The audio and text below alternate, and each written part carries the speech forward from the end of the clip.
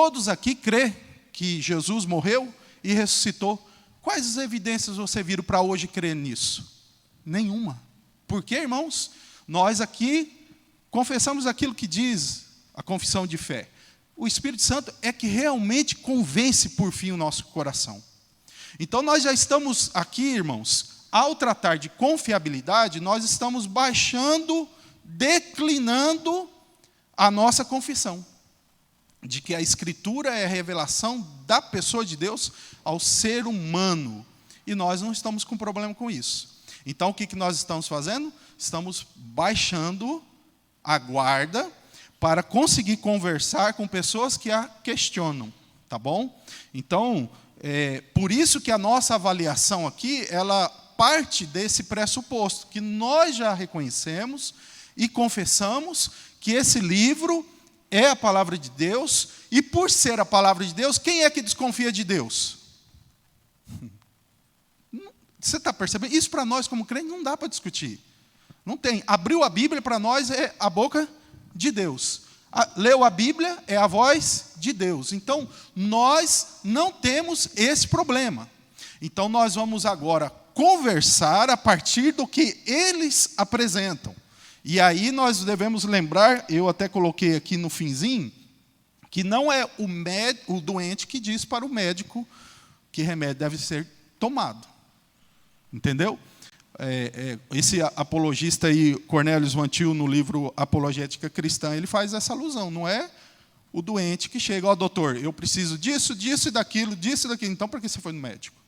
Então eu quero comparar que o incrédulo, ele é alguém doente espiritualmente. E quem diz para ele o que ele deve fazer é o cristão, não o inverso. Então, quando você, tá bom, eu vou ouvir seus questionamentos, eu vou ouvir suas objeções, para entrar no seu campo de dificuldade e refletir junto com você. Mas a conclusão disso não é a partir dos seus pressupostos, mas daquele que está estabelecido por aquilo que eu creio. Aí você vai, mas isso já é fechado. Irmãos, não tenha medo de afirmar suas convicções. Não tenha. Nós vivemos numa época que as pessoas do mundo, elas não têm medo de apresentar as opiniões delas. Eu não acredito nisso, eu não acredito nesse Deus, eu gosto disso, eu faço isso. E nós ficamos dando volta para dizer que a pessoa de Jesus é o nosso ponto de referência universal, existencial. E que a Escritura é sim a palavra de Deus. Falta firmeza. E nós veremos que muitas vezes as pessoas questionam simplesmente por questionar. Simplesmente isso. Então vamos caminhar aqui, porque o tempo voa. Começando aí, definição, tá? Por favor, acompanhe no segundo ponto aí. Definição de confiabilidade. Eu pesquisando algumas coisas, eu cheguei aí a essas ideias aí, né? A confiabilidade, ela pode ser definida aí, irmãos, como clareza e a veracidade das informações, ou a capacidade de executar o que promete, tá? Então é o seguinte, o que é quando você compra um aparelho, o que você precisa dele? De informações claras, verídicas, que não te engane, e que aquele aparelho, o quê? Funcione. Se for um aparelho de segurança, não há confiabilidade, você não vai usar. Né? Qualquer equipamento, qualquer coisa, para ser confiável, você precisa ter clareza em suas informações, você precisa saber se aquilo que disse é realmente verdade e se ele é capaz de cumprir o que prometeu, senão não há confiabilidade. Não há confiabilidade. Você entraria num avião que não há confiabilidade, não tem informações claras, as informações que eles dão não corresponde muitas vezes com algumas realidades, e por fim, aquele avião sempre dá uns probleminhas aí. Né? A gente não se arriscaria de entrar nem num carro, nem numa bicicleta, e nem no banco onde você está sentado. Certo? E agora, a pergunta é o seguinte, esse é um aspecto nevrálgico, aliás, como você definiria a confiabilidade? Aí, antes de continuar, quem aqui concorda com essa definição de confiabilidade? Quem tem uma outra sugestão para acrescentar aqui a confiabilidade? Todos estão satisfeitos com essa definição? Aí depois, no fim, você manda pergunta difícil para mim, tá? Aí eu estou fazendo perguntas para vocês me ajudarem aqui, vocês não estão participando. Ok? Todo mundo concorda com essa definição de confiabilidade? Podemos prosseguir?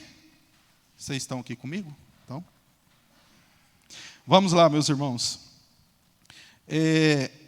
O que os seus amigos incrédulos exigem para confiar em algo? Quais são realmente os argumentos dele, validados em uma pesquisa ampla e abalizada do assunto? Então, vamos lá.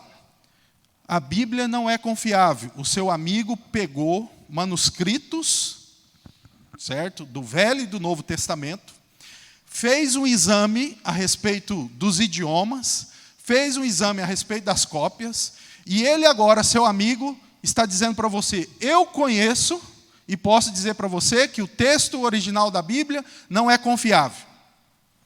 Nenhum amigo seu fez isso.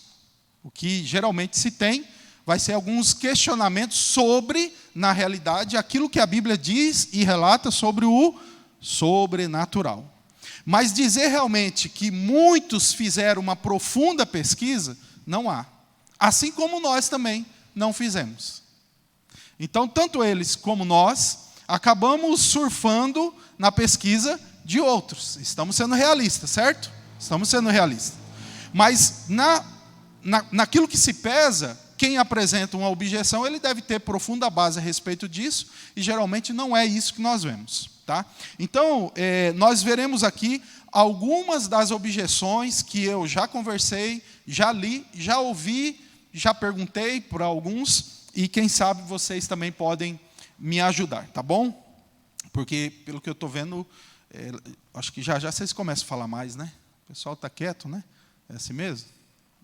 Tá tudo bem, sim? Então vamos lá, pessoal. Ou tem algum problema de jogo agora? Tem alguém com problema do Grêmio e Inter? Está tudo bem aqui, né? Tudo em paz, né? Tá tudo. Irmãos, letra A. Os fatos históricos registrados na Bíblia podem ser verificados? Então, a primeira coisa que muitos dizem é que a Bíblia conta histórias que, para eles, são histórias antigas, tal. Né? A pergunta para vocês: o que está registrado na Bíblia, os fatos históricos, pode ser verificado? Aí eu coloquei aqui que muitos. Devemos lembrar que nem sempre, no caso da história antiga, a ausência de evidência é evidência de ausência. Nem é atestado para declarar que uma informação é mentirosa. Séculos e milênios se passaram. Aqui, meus irmãos, quantos aqui têm ideia, por exemplo, da história de Abraão, a história de Moisés? Quantos anos se passaram até hoje? Então, o que eu quero apontar aqui? Algumas coisas é verificado na história, certo? Algumas coisas. Mas isso não só em relação à Bíblia. O mundo secular, ele aponta a existência, ele fala da história, por exemplo, de Babilônia, da Assíria. É dito sobre esses impérios fora da Bíblia? O Império Babilônico, a Síria, a própria Síria, o Egito. Encontra-se? Sim, encontra-se. E como a história secular constrói? A partir de alguns fragmentos, irmãos. Então, no caso da Bíblia, não é diferente. Então, quando o seu amigo disser: olha, tem coisa na Bíblia que não foi confirmada historicamente. Bom, mas tem muita coisa também fora da Bíblia que, por causa de alguns elementos pequenos, alguns fragmentos, também é construída a história. O porquê exige-se da Bíblia, entendeu? Aquilo que não está exigindo de todos. Então nós devemos lembrar o seguinte: tem muita coisa na Bíblia, sim, que a história confirma. Se você procurar livros, sites a respeito da arqueologia bíblica e da própria história, você vai encontrar. Agora você tem que já assumir: não, nem tudo realmente é encontrado, porque é muito tempo. Foram séculos e milênios que se passaram. Vocês acham que, num começo de um movimento em que é considerado tão insignificante, vai se manter totalmente algumas coisas para gerações futuras? Não. Então, lembre-se que esse questionamento de que os fatos bíblicos precisam ser verificados historicamente, eles precisam usar para tudo, mas não usam para tudo. Certo? São poucos, quanto mais antigo, menos informações históricas e confirmadas, tá? Desse ponto aqui, alguém ficou alguma dúvida, tá? A respeito da Bíblia, fique claro que muitas coisas são identificadas na história, assim como qualquer história secular. Tá? Ficando claro isso ou não? Tá? Pode falar, irmão.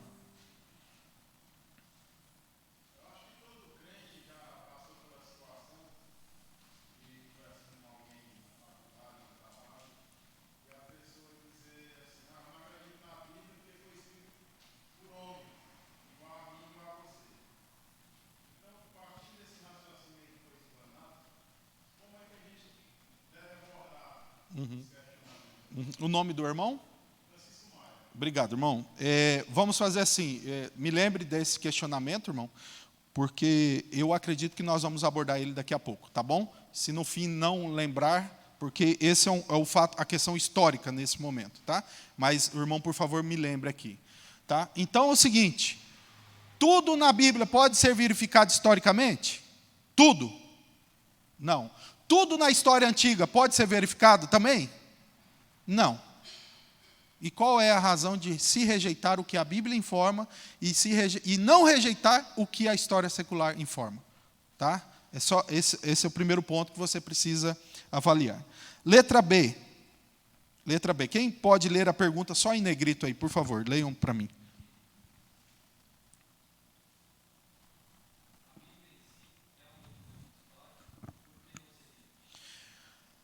Ok. Irmãos, já parou para pensar nisso?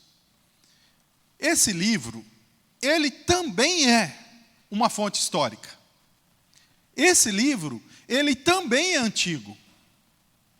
E aí quando a pessoa começa a falar, não tem informações históricas para confirmar, mas espera aí, esse material também é uma fonte histórica. E observe aqui no que eu coloco, ó. Dá nomes, datas, eventos identificados pela arqueologia e vários de seus fatos são confirmados por outras fontes. Alguns exigem da Bíblia o que não exige de outras fontes. Então vamos lá. O cara acha um machadinho. Lá no fundo da terra ele acha um machado. Aí o que surge a teoria? Esse machadinho talvez era usado para caça. Aí, uma fonte antiga diz que, naquela região, as pessoas usavam o machado só para cortar lenha. Vocês entenderam? Nós temos uma fonte histórica, antiga, que dá o contexto daquele elemento que acharam, um machadinho. Porque a história secular é construída assim, eles acham um pedacinho, e aí eles constroem tudo, né, teorias em cima, e eles, então, precisam, então, de outras informações da época. Então, veja, o porquê, então, a Bíblia não pode ser essa fonte histórica?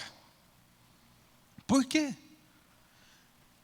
Nós notamos, irmãos, que quando a Bíblia fala de coisas, ela relaciona com nomes de imperadores, com regiões, com datas, ela dá isso. Isso é o quê? Informação histórica. Antiga, preservada. Não, a Bíblia precisa então ser confirmada por outra fonte histórica. E quem é que confirmou essa outra fonte histórica? Estão observando? Nós, às vezes, irmãos, quando ouvimos pessoas trazendo suas objeções, nós cedemos terreno demais, sem virar a mesa. Então me traz aquilo que você considera como história verídica, me traz então suas fontes de confiabilidade que atestam isso, conforme o seu modo de afirmar o que é verdade ou mentira. Então, tomemos muito cuidado, porque a Bíblia é sim uma fonte histórica, Não entre no debate desconsiderando, a Bíblia não é fonte histórica. É sim, senhor.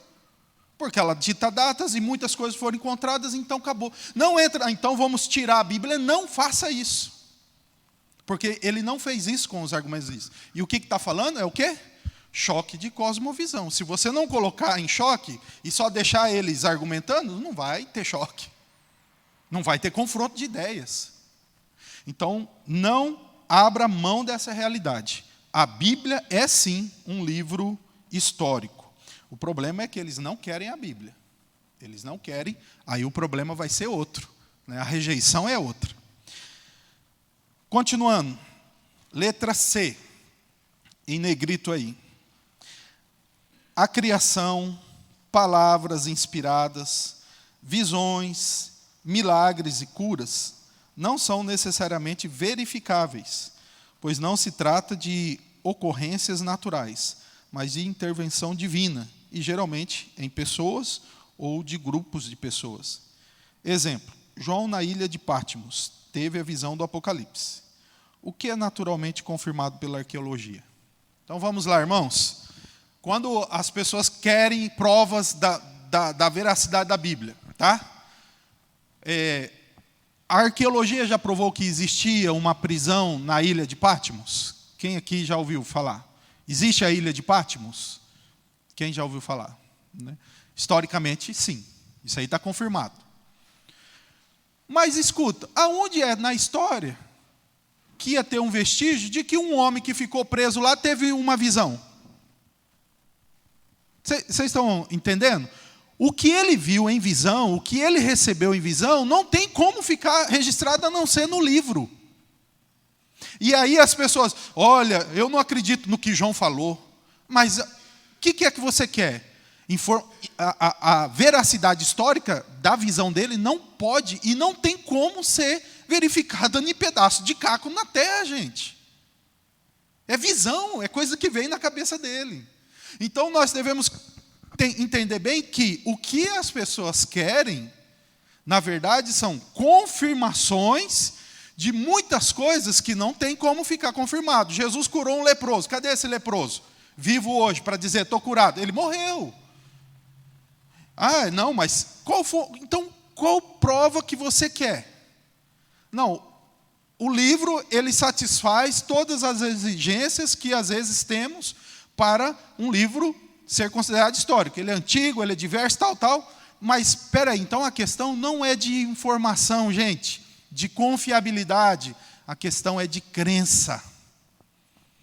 Por isso que eu disse já no começo, quando você declina para debater com uma pessoa sobre a confiabilidade da Bíblia, o que você fez? Você desceu. Você foi para o campo dela e vai ter dificuldade de satisfazer tudo. Afinal, o que é milagre? É aquilo que não acontece naturalmente. Puxa, como que você vai encontrar vestígios daquilo que não acontece naturalmente? Então, tome bem ciência disso, de que quando as pessoas estão questionando a confiabilidade da Escritura, elas estão realmente com um problema de descrença, de incredulidade. Não de confiabilidade histórica ou documental, porque isso daqui a pouco nós vamos ver que ele não vai ter condição de debater. Então, mais uma vez, irmãos, é aquilo que eu mencionei. O problema da confiabilidade é porque eles realmente estão questionando a autoridade de Deus, o sobrenatural. O problema é incredulidade, é descrença. O problema não é confiabilidade. Tá? Continuando aqui, irmãos. Letra D. Quem pode ler aí em negrito para mim? Só a parte em negrito.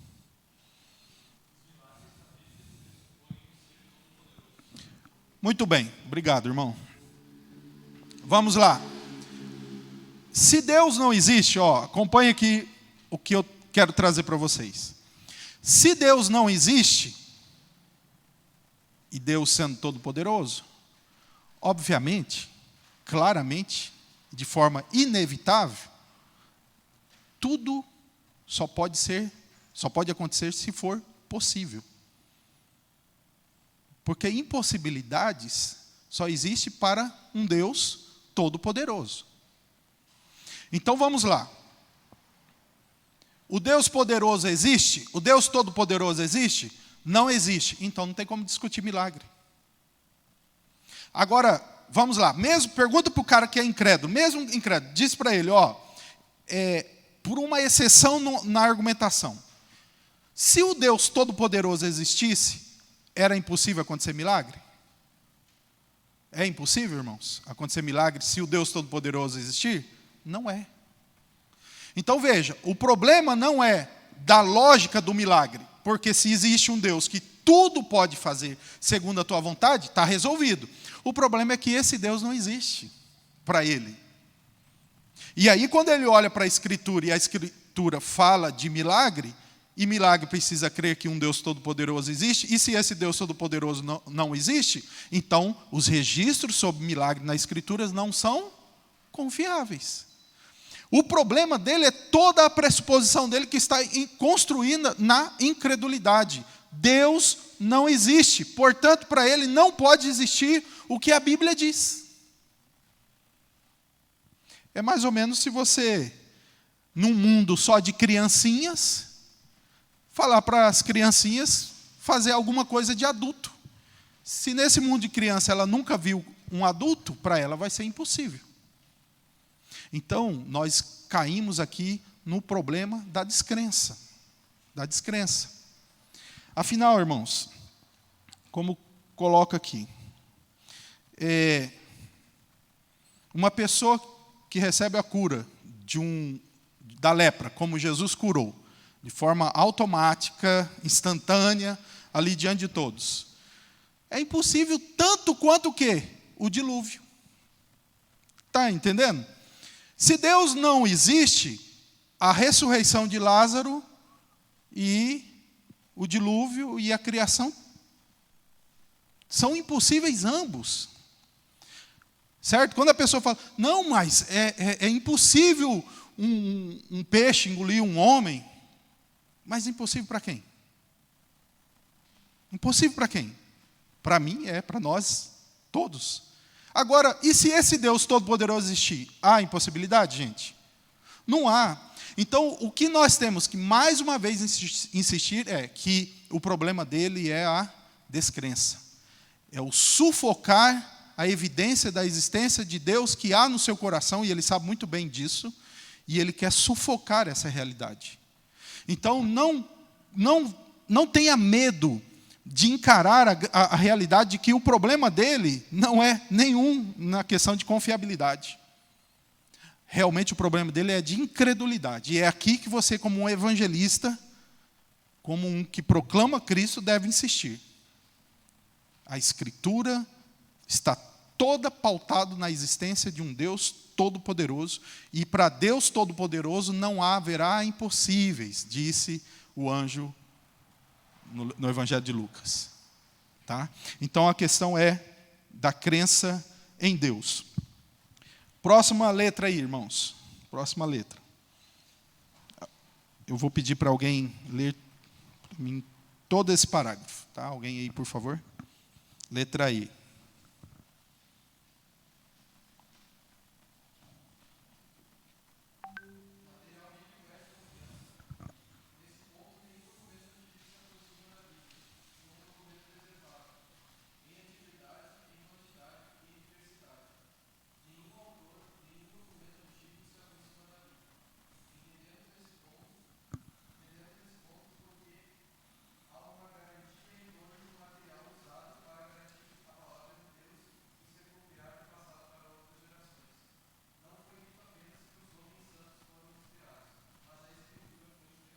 Muito bem, nós vamos precisar gastar um pouco de tempo aqui.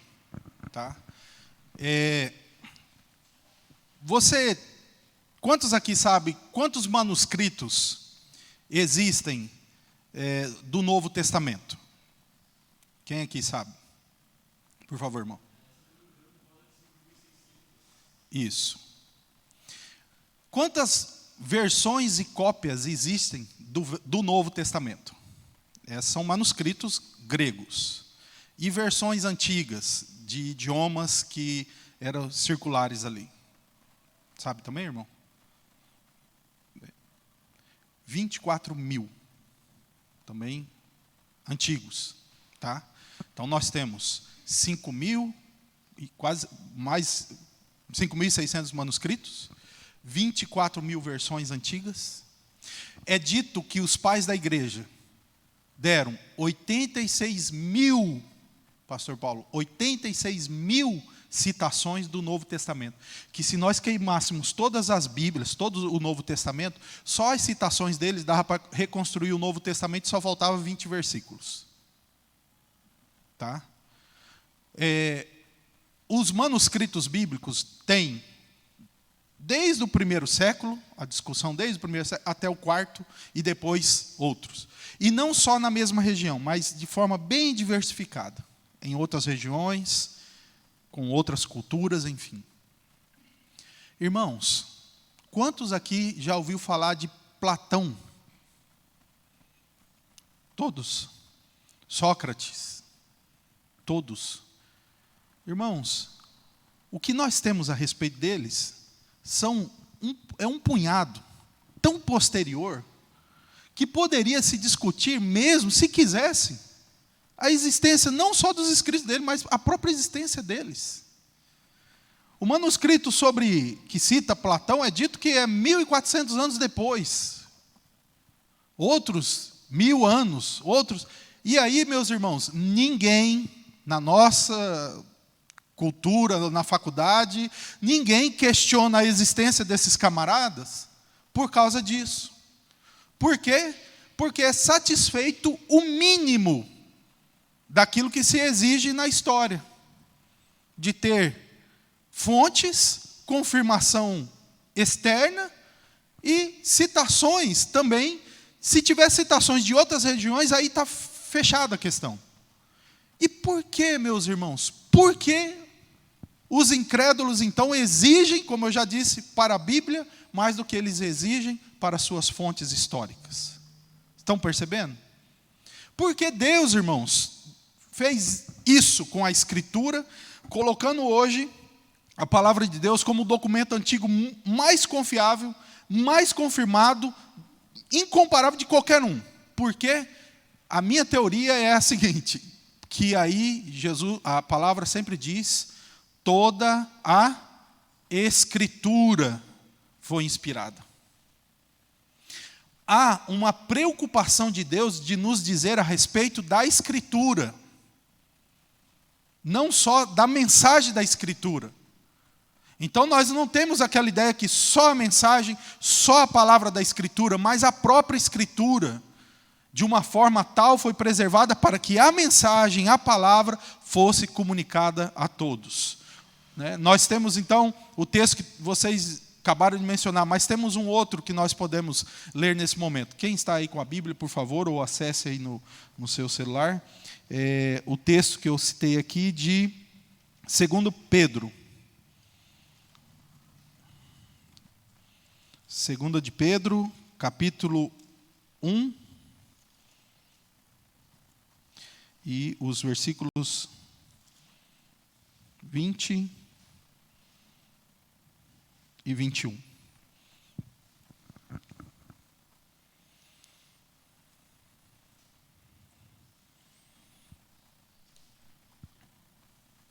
Quem encontrou aí, poderia ler alguém, por favor, esses dois versículos. 2 de Pedro, capítulo 1, versículos 20 e 21.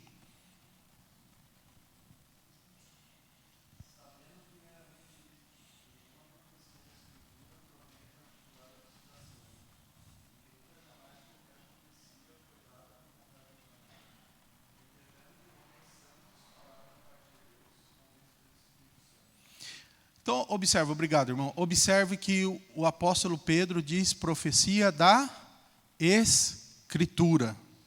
Da Escritura. Jesus, ele disse, que era mais fácil passar o céu e a terra do que cair um tio da lei. Jesus disse em outro momento, a lei, a Escritura não pode ser anulada. Aqui o apóstolo Pedro diz isso, o apóstolo Paulo diz também, toda a Escritura. Então preste atenção.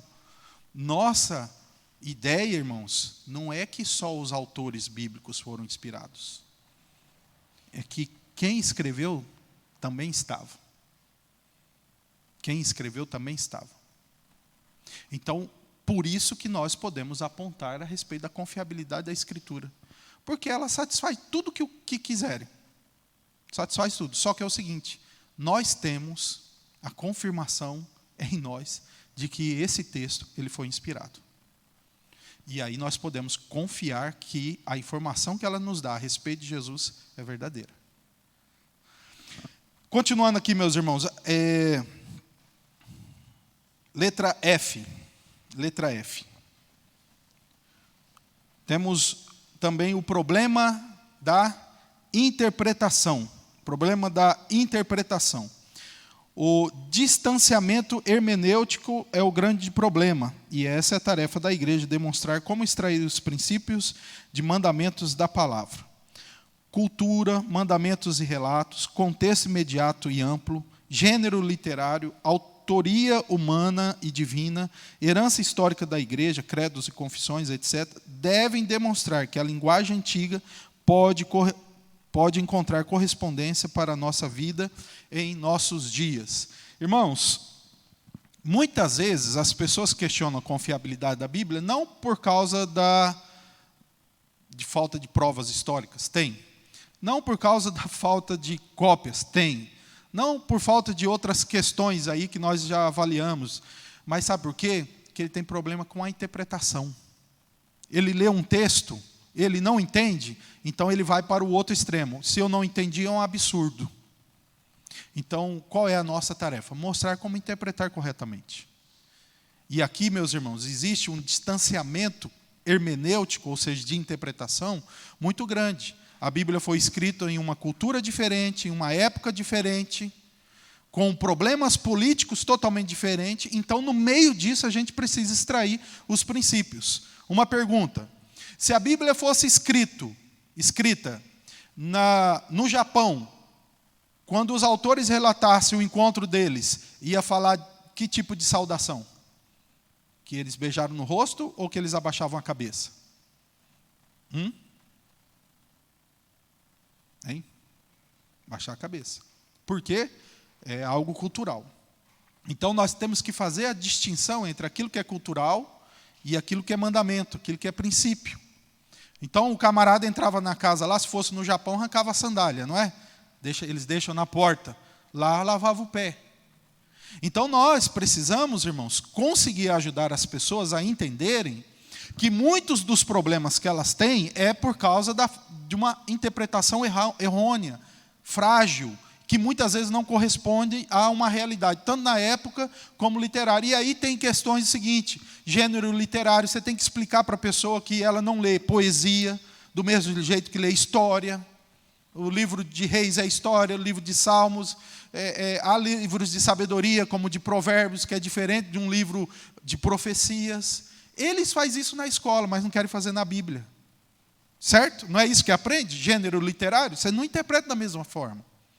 Se eu falar para vocês aqui, gente, eu bebi água, tomei banho e pesquei no rio Tietê. Gostou, irmão? Hã? Eu pesquei, tomei banho e bebi água no rio Tietê. O que você acharia de mim? Né?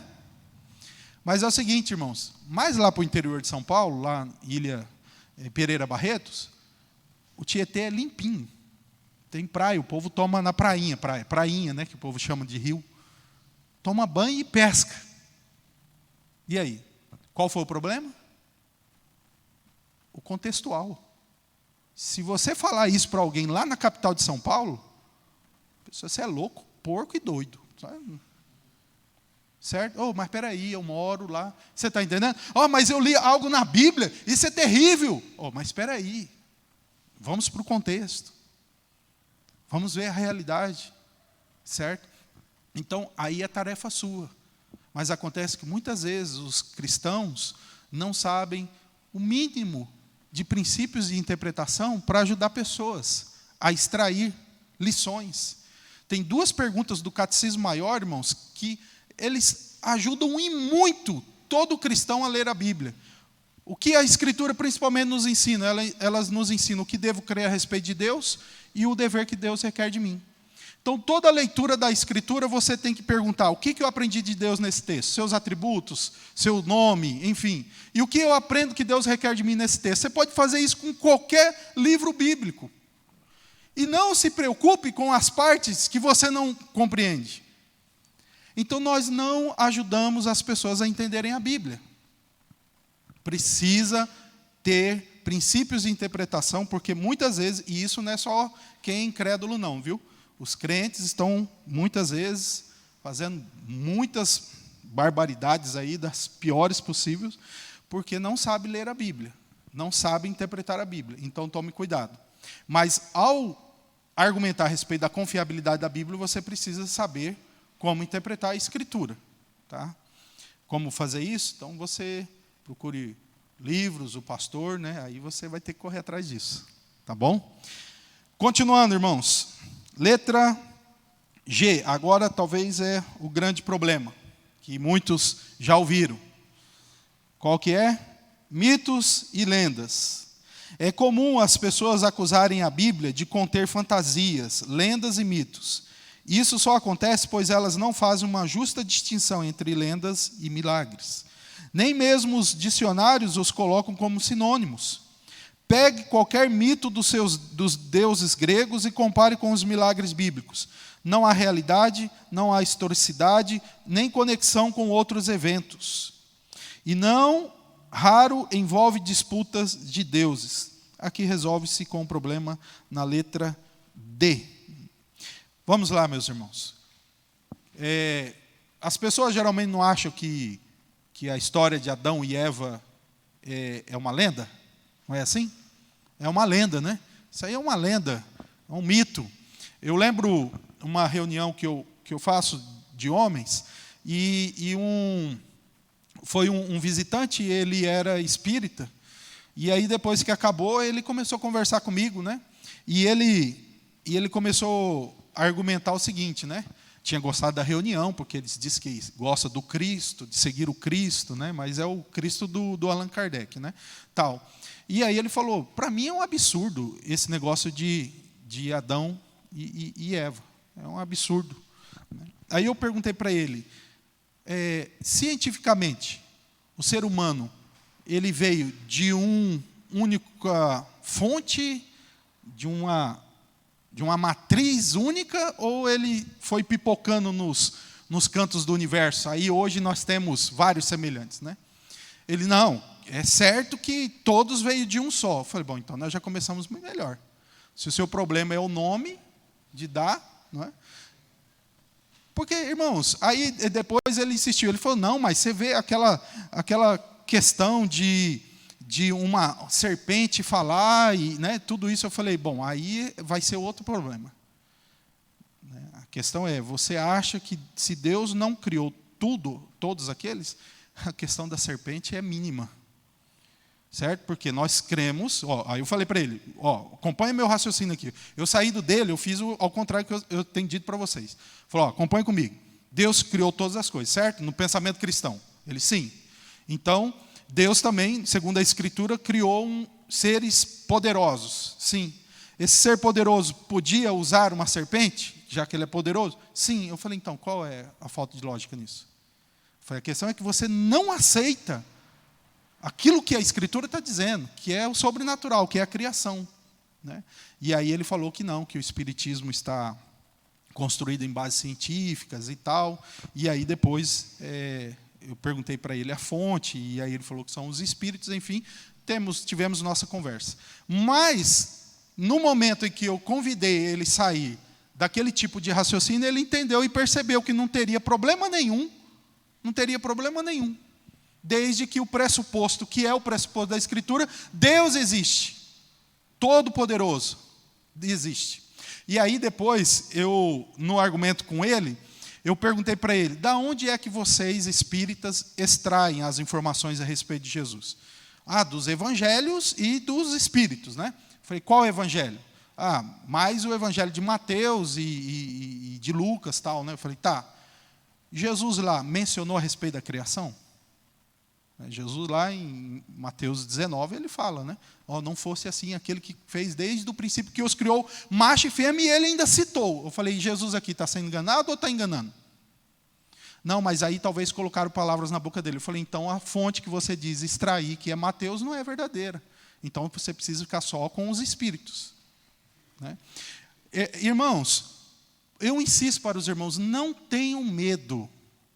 Olha, em nome de Cristo Jesus, nosso Senhor, não tenham medo de afirmar as suas convicções. O problema nosso é esse.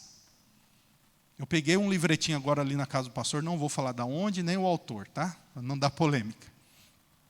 E ele tem lá argumentos para evangelizar pessoas intelectuais. Argumentar com pessoas, né, que estão na faculdade. É um livretinho pequeno, 24 páginas. Irmãos, eu contei. Ele menciona um pastor, o autor eu gosto muito, crente, piedoso, mas na minha opinião errou. Ele menciona 4 vezes Platão, Sócrates, Aristóteles, e vai falar de Jesus, o nome de Jesus na última página, na penúltima linha. Ele trouxe todos os argumentos filosóficos, tá, para impressionar. Não, meus irmãos, não faz isso não, meus irmãos.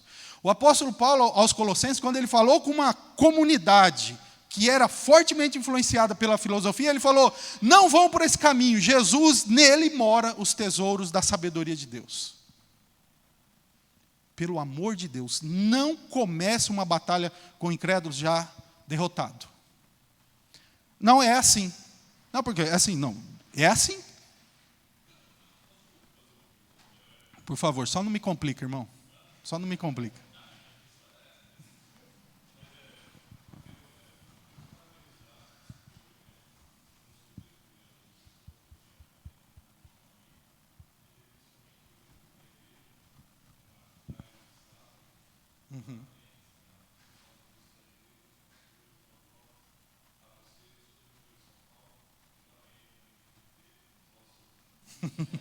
Você não... É histórico, viu, gente? Ele confirmou, viu? Histórico, é histórico, é histórico.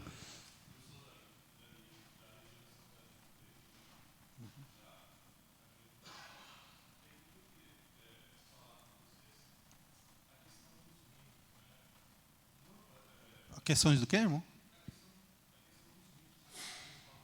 Aham.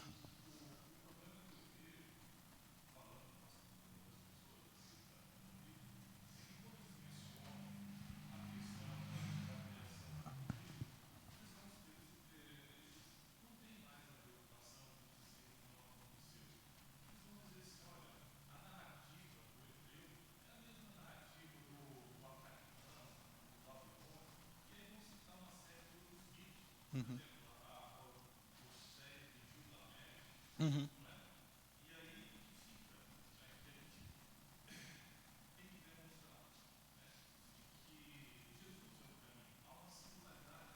Uhum.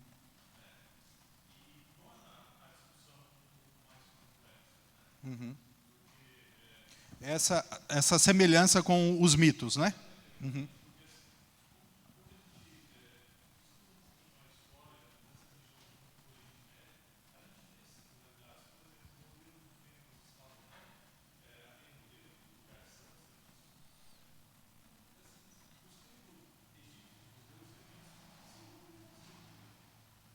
Uhum.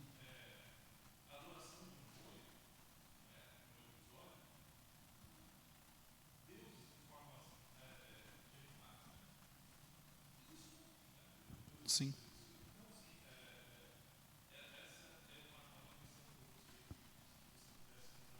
Uhum.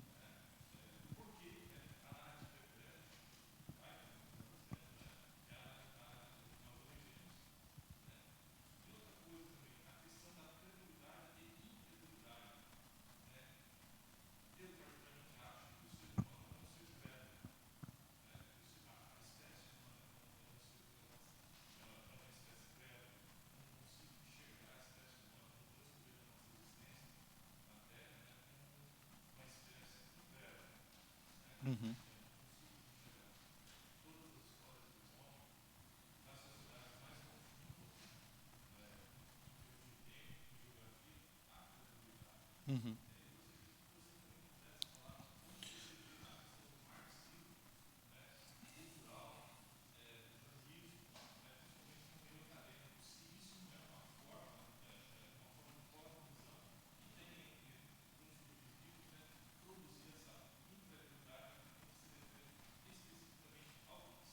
Uhum.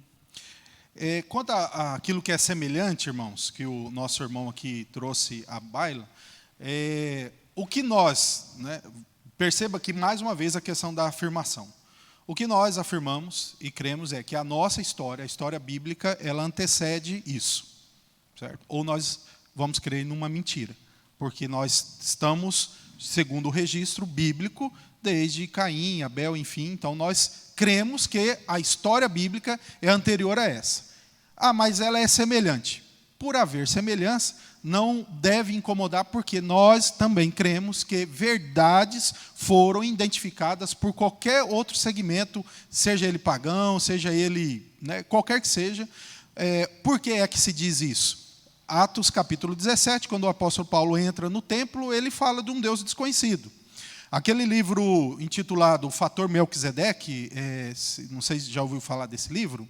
O Fator Melquisedeque eu gostaria de recomendar para o irmão, porque ele traz uma abordagem nessa perspectiva, mostrando semelhanças e o porquê dessas semelhanças e se teria uma mesma fonte. Tá? Sim.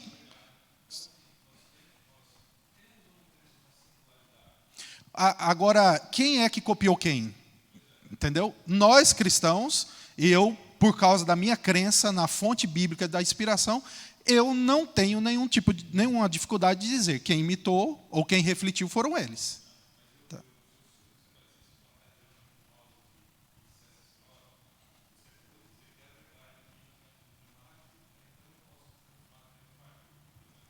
Enquanto há semelhanças a respeito daquilo que a minha crença na Escritura exclusiva e revelação de Deus diz, não há problema. Vamos nas questões morais. Né? Tem lá o código de Hammurabi. Existem questões que alguns dizem que Moisés teria imitado e coisas do tipo. Né?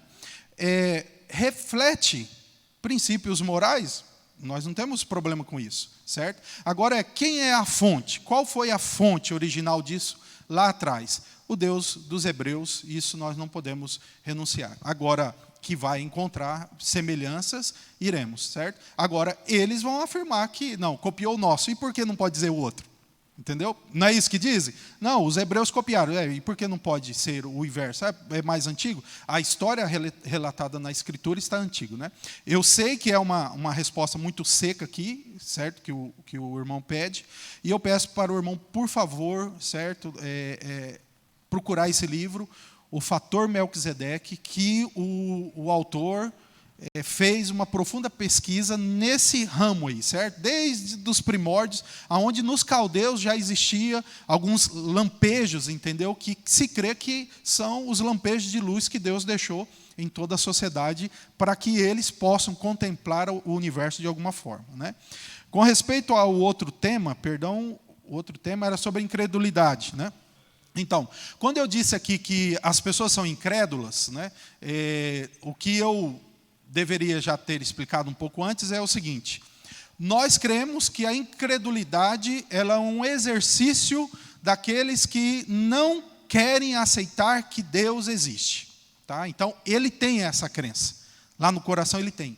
Então, o pecado, ele quer sufocar essa crença e talvez aceitar qualquer outra coisa, desde que essa crença não imponha a ele limites. Né? Então, a incredulidade é resultado do pecado, um exercício ativo para não aceitar que ele crê em algo. Né? Então, eu, apesar de dizer que ele é incrédulo, mas o que eu quero dizer é que ele exerce a incredulidade para negar aquilo, como o irmão mencionou. Em todas as populações, tudo, já foi até dito, o homem é incuravelmente religioso, né? Porque há uma credulidade permanente no homem. Mas, ao negar a existência de Deus, segundo a Escritura, o que cremos é que eles, Romanos capítulo 1 diz, que eles lutam contra essa verdade. Né? Então, esse é o ponto de vista. Agora, com respeito ao marxismo, hoje sabemos que eles estão investindo muito, né, no abandono daquilo que é a concepção tradicional e conservadora, né?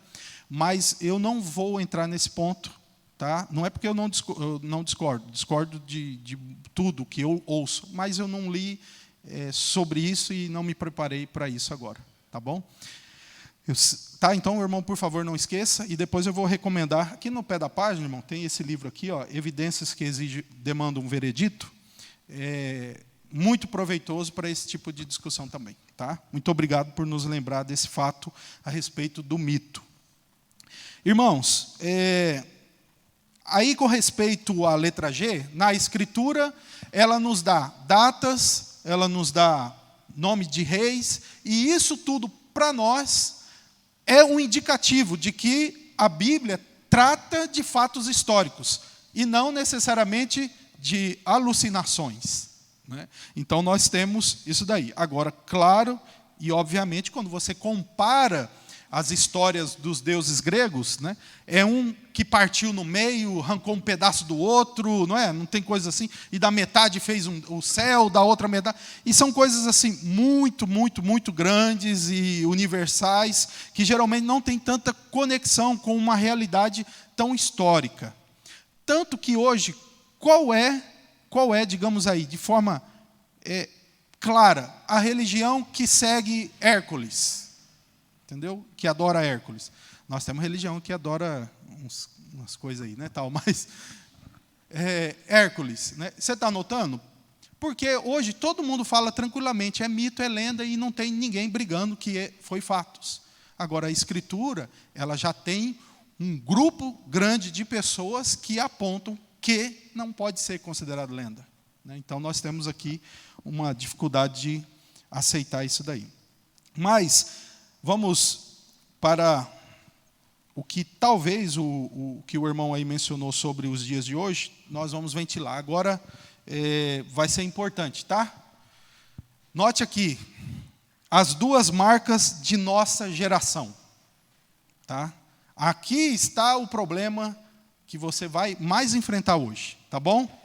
Vamos lá, vamos ver se vocês concordam. Isso daqui é uma leitura que eu faço a partir de algumas coisas, de experiência, e também de um livro que li do Carson, muito bom, sobre a verdade.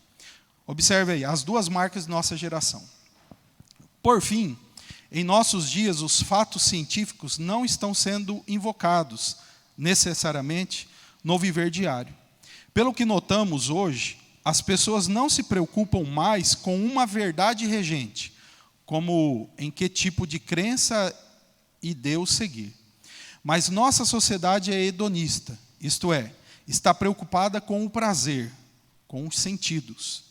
Além disso, a outra marca de nossa sociedade é a solidariedade, em não prejudicar o direito do outro sentir e fazer o que quer. Portanto, as duas marcas da atual sociedade são hedonismo e solidariedade. Dizem na prática: se eu me sinto bem com uma ideologia, prática e crença, e não prejudico ninguém, isso é o que vou fazer. Por fim, esse é o pragmatismo atual. Irmãos, jovens,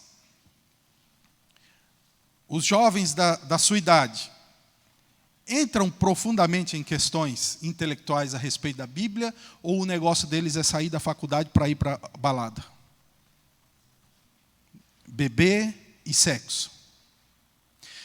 Ou a preocupação deles é só, você só não pode interferir no meu direito. Não estou fazendo mal para ninguém.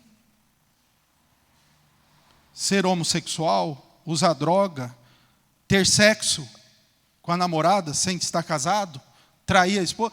Trair a esposa até prejudica alguém, né? Mas a ideia central das pessoas é essa.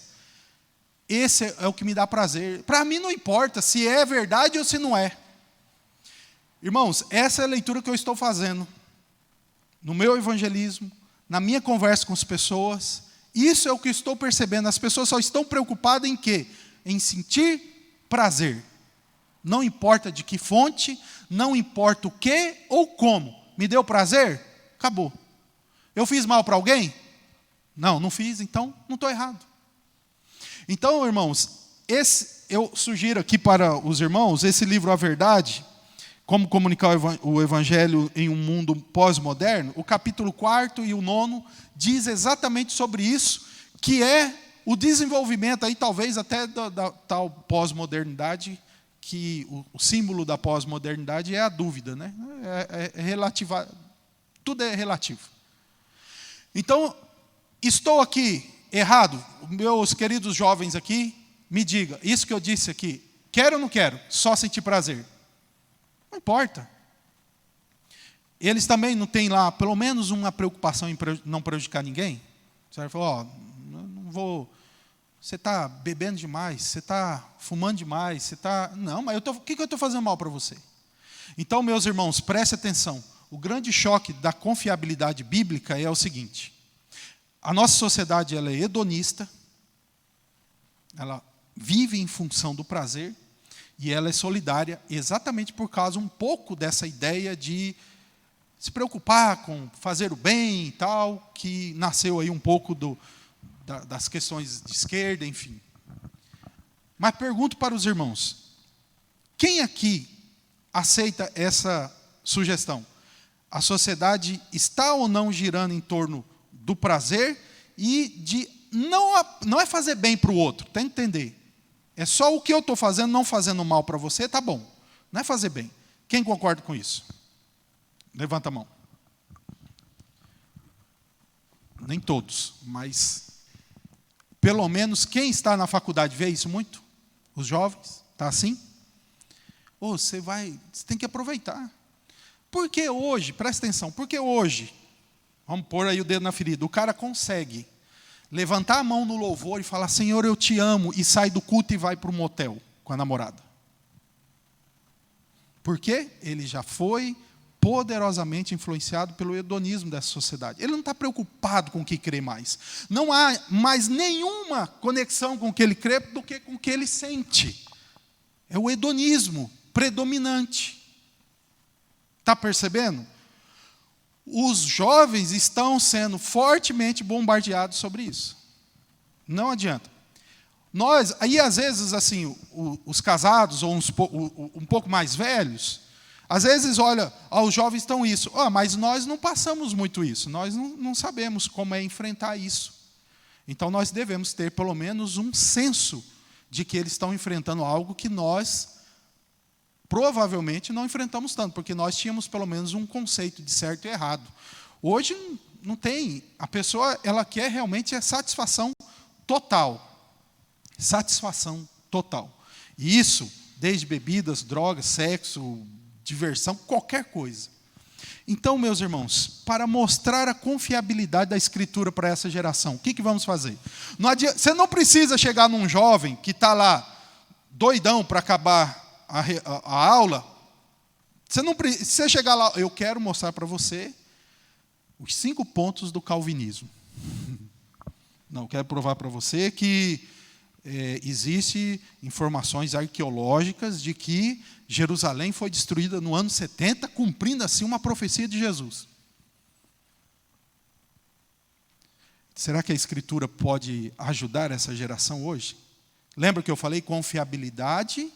Ela não só deve confirmar as informações, né, a veracidade, mas ela também deve o quê? Cumprir o que se propõe. Se ela é a palavra de Deus e a palavra de Deus é viva, ela deve fazer a diferença nesses jovens aí. Como? Vamos tentar aqui raciocinar um pouco? Primeira setinha aí, meus irmãos. Primeira setinha.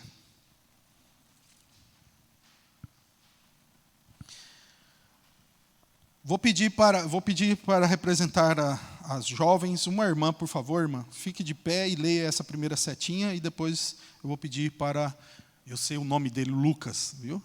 Aí depois você lê a outra setinha, tá? É o único que eu sei o nome dele, tirando o pastor aqui.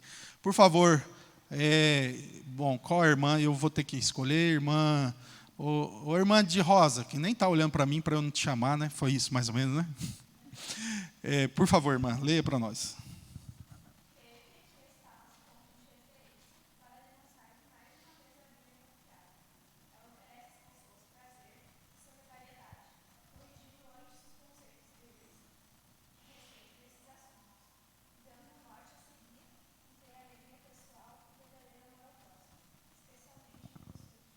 Muito obrigado, irmã.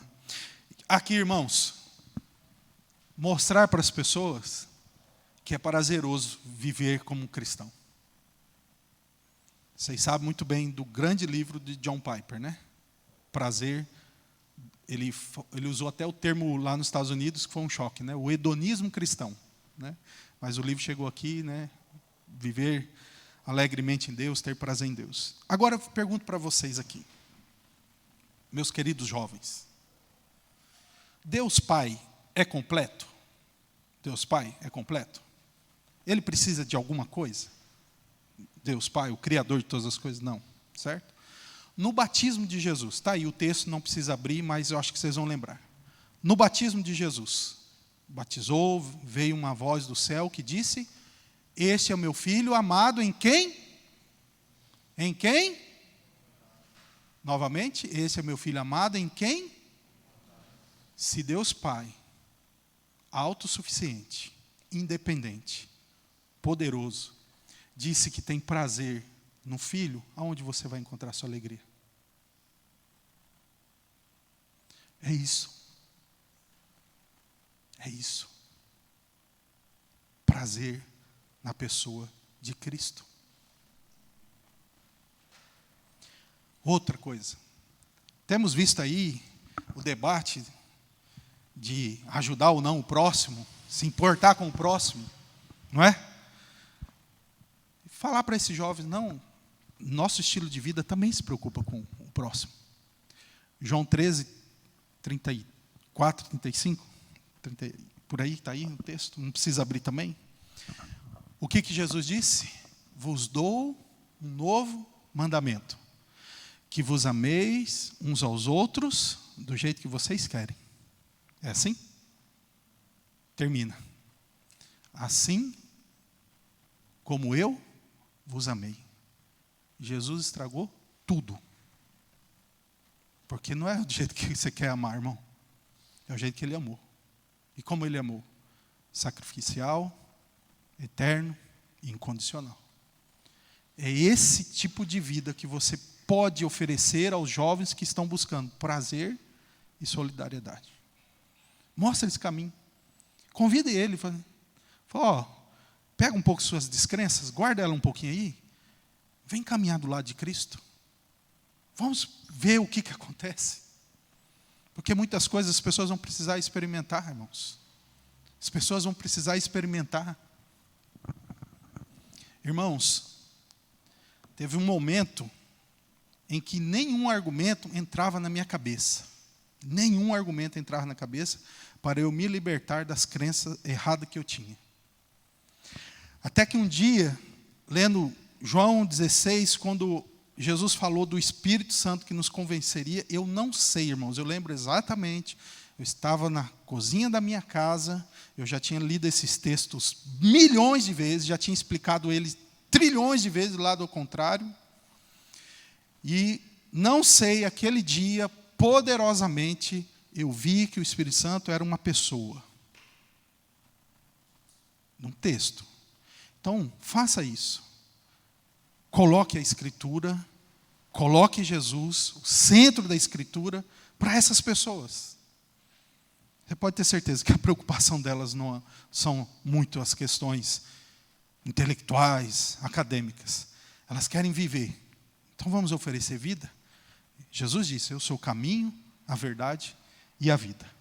Irmão Lucas, por favor, a última seta aí.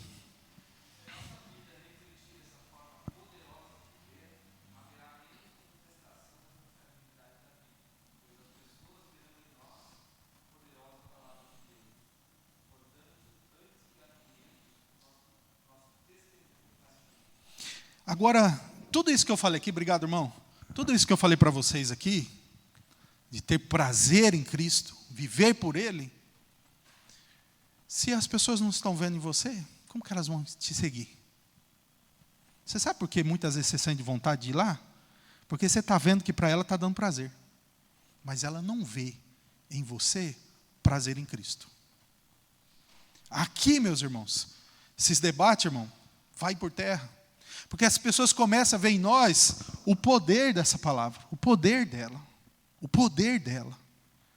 E é o que o apóstolo Pedro diz aí, que eu convido vocês a abrirem. 1 Pedro, capítulo 3.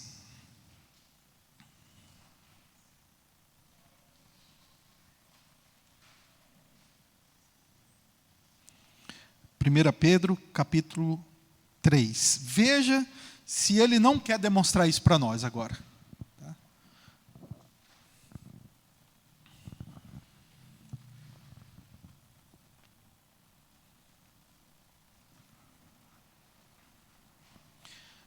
Pedro, capítulo 3, versículos 15 e 16.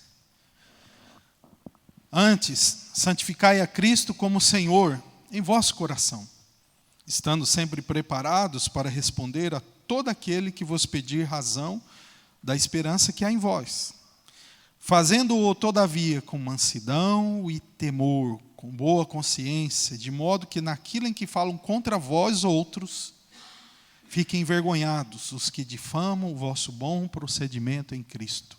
Notou? Argumentos e vida. Na hora que as pessoas começarem a ver você se emocionando por Cristo, tendo alegria nele, as pessoas vendo você alegremente substituindo aquilo que ela faz pelo que você faz em Cristo, elas vão começar a pensar: o que é isso? É a confiabilidade da Bíblia. Porque o meu Jesus, ele disse, e ele não pode estar louco nem mentiroso: eu sou o caminho, a verdade e a vida. Ninguém vem, ele não disse, ninguém vai. Ninguém vem ao Pai. Ele já está até demonstrando aqui que se você quer encontrar a paternidade de sua existência, vá a Cristo. Vá a Cristo. Amém? Vamos orar? Baixa aqui a sua cabeça, por favor. Deus, nós sabemos, Senhor, que os questionamentos, as dúvidas produzidas pelo mundo serão sempre e constantemente, até a tua volta. E a igreja sempre estará confrontando, respondendo, quer seja de forma satisfatória para muitos, para outros sim. Mas acima de tudo, Senhor, nós pedimos que o teu Santo Espírito venha iluminar poderosamente a nossa mente, nosso coração, nossas convicções, Senhor. Leve-nos, Senhor, a uma profunda paixão pela pessoa de Jesus, a ponto, Senhor, de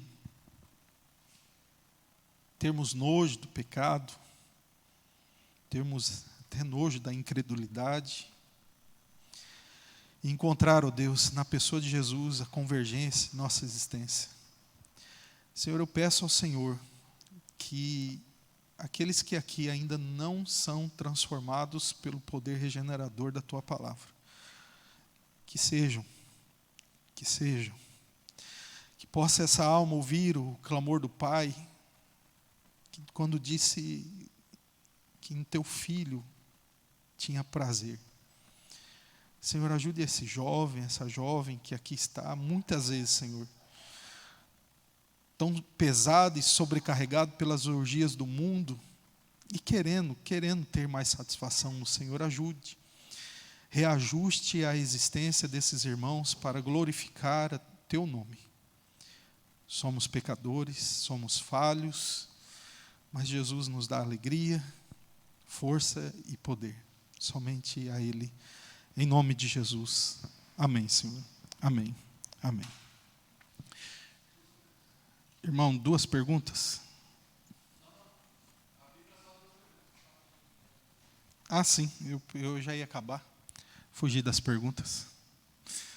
Irmão, pode falar.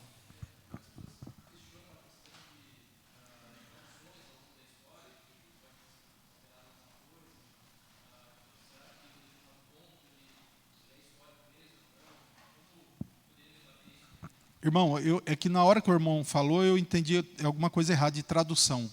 Pode repetir, por favor?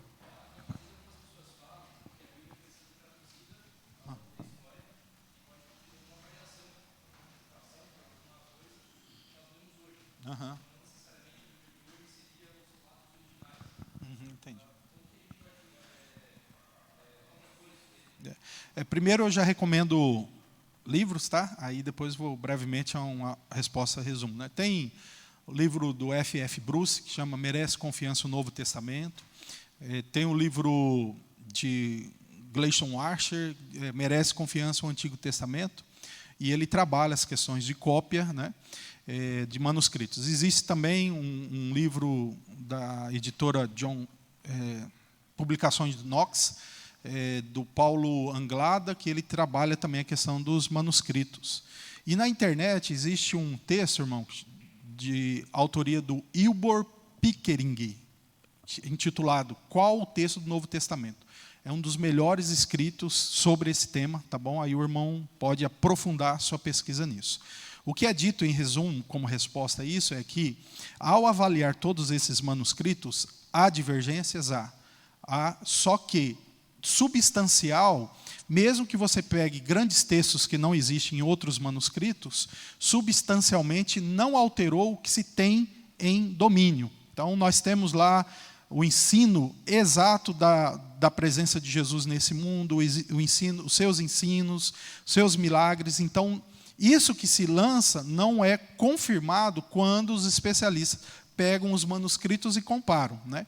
Agora, se fosse para ser alterada a Bíblia, irmãos, todos aqui, eles perderam a oportunidade de fazer o melhor. Porque o irmão já evangélico, né? O irmão já notou que existe algumas diferenças no relato de Marcos, de Mateus e de João? Quem já notou isso? Um diz que 2 cegos chegou até Jesus, o outro diz que Jesus entrou, tal. E isso são questões, discrepâncias que nós precisamos resolver. E por que eles não alteraram para resolver isso? Entendeu? Então, eles perderam a oportunidade de tirar os problemas. Para isso, os críticos não olham, né? Agora, as diferenças, a maioria dos pesquisadores diz o seguinte, que 95% das diferenças por exemplo, Jesus Cristo, Filho de Deus. O próximo, o Filho de Deus, Jesus Cristo. O outro, Jesus, Filho de Deus. O outro, Filho de Deus, é Jesus. Entendeu? O que é tratado de diferença são essas de ordem. E aí, existem 2 linhas de argumento, tá? Para eu encerrar. Uns dizem que os mais antigos são os mais confiáveis. Então, eles verificam os manuscritos mais antigos. Há uma outra linha chamada de majoritária que diz que não, que é a maioria e diversificada. Essa, para mim, é uma posição muito interessante, porque ela mostra em vários manuscritos de regiões diferentes do mundo, da época, como há bastante concordância com o conteúdo bíblico, apesar de haver discrepâncias. Tá? Então, depois lembra de procurar esses livros. Tá? Mais outra pergunta? Para eu encerrar e fugir? Tem que fugir, né? Por favor, irmão.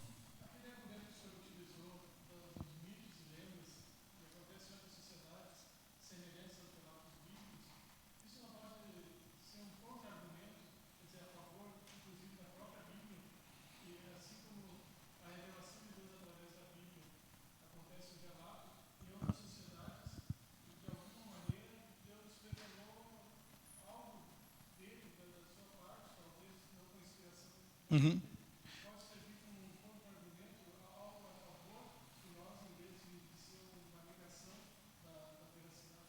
Sim, eles podem usar isso tranquilamente, né? Mas o que nós vamos falar é que a nossa fonte é inspirada. Tá? Irmãos, talvez os irmãos estão pensando, mas, irmãos, se nós não abandonarmos a ideia de que a Bíblia é um livro inspirado, de origem divina, todos os argumentos eles vão e voltam. Todos, certo? Tem algumas fontes, tem aqui, entendeu? Como você falou, pode ser usado de lá para cá, entendeu? E você vai poder também dizer que se serve de lá para cá, serve de lá para cá. Ou daqui para lá, né? Até confundi. Mas qual é o ponto, então, que resolve isso? A fonte, a nossa é divina, autoridade divina. Então, não importa o quanto semelhante tem qualquer outra cultura que girou em torno. A nossa é revelação. Certo? Não tem como nós abrirmos mão disso, irmão, porque senão nós vamos renunciar a tudo que temos, tudo que realmente temos, tá?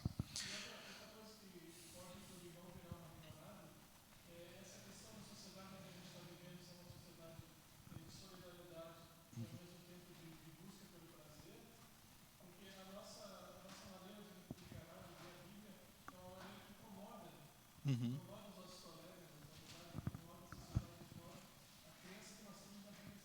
Uhum.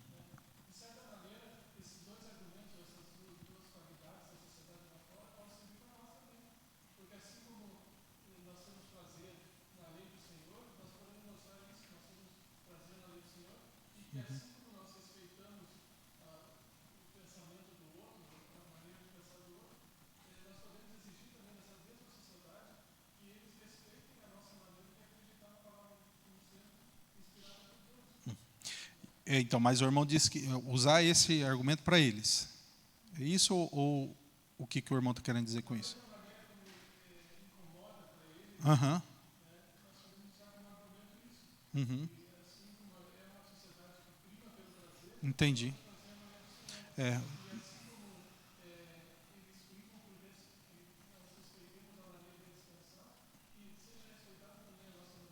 e é o que geralmente eles não fazem. Não fazem. Muito bem. Só esse ponto aí, eu gostaria de lembrar que nós vamos também corrigir o pensamento deles sobre prazer, né? Então a gente precisa corrigir isso daí. Irmãos, me desculpem pelo tempo que eu saí correndo, tá? Sei que nem tudo é respondido, em momento nenhum, né, busca isso. A questão é provocar uma reflexão, a vir a isso, a pesquisar sobre isso, mas, acima de tudo, não se esqueça de que Jesus é o centro de sua existência e parte daí toda a resposta, tá bom? Deus abençoe, irmãos. Bom, uns avisos rapidinho agora no final. Primeira coisa, a nossa livraria aqui em cima está com 50% de desconto em todos os livros. Então, quem quiser passar ali, dar uma olhada, pode comprar. Outra questão é o livro do nosso preletor, A Conspiração Adventista, que eu vou falar sobre o que é o livro. Se estiver errado, tu me corrige, viu? Porque eu peguei o meu agora. Que ele vai a fundo nas bases do Adventismo, isso, né? E refuta elas ou confronta com a palavra de Deus. É isso aí, né? Então, esse livro está R$20. Ali em cima também, só pegar. Outra questão é que, nesse fim de semana também, nós estamos com o aniversário de 2 anos da nossa igreja de organização. Então, nós vamos ter um culto agora às 19h30, amanhã de manhã às 10 horas e amanhã de noite também às 19h30. Desculpa, 18h30, com a ceia para nós comemorarmos o aniversário da igreja. Estão todos convidados, quem quiser ficar aí agora, não tem problema nenhum, tá? Mais alguma questão? Lucas? Não. Então, estamos dispensados. Até mais. Outra coisa, desculpa. Não esqueça do nosso evento, da nossa próxima palestra, dia 5 de outubro, Direitos Humanos e o Cristianismo. Certo?